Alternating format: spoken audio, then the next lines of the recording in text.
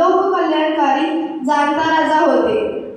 त्यांनी महिलांचा आदर व सर्व धर्मांचा मान राखला.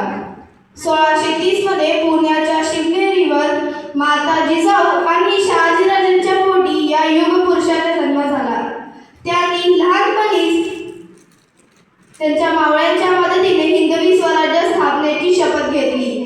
त्या काळी जुलमी सत्तेचा कहर होता, पण महाराजांनी स्वतःची राजमुद्रा तयार केली आणि रयतेचे राज्य आणले.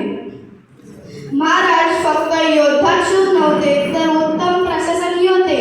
त्यांनी अफजल खानाचे निर्भयपणे परिपती केले, शाहिस्ते खानाची फजिती केली. गनिमी गावात हे त्यांच्या युद्धनीतीचे मुख्य वैशिष्ट्य होते. त्यांनी गडकिल्ले जिंकून मराठी सत्तेचा पाया मजबूत केला. महाराजांचे सर्वात मोठे यश म्हणजे त्यांनी रयतेला स्वराज्य दिले, परराज्य नाही. त्यांच्या राज्यात शेतकऱ्याच्या भाजीच्या देठालाही हात लावला जात नसे. त्यांनी महिलांचा आदर, सैनिकांची शिस्त व सर्व धर्म सांभाळण्याची शिकवण दिली.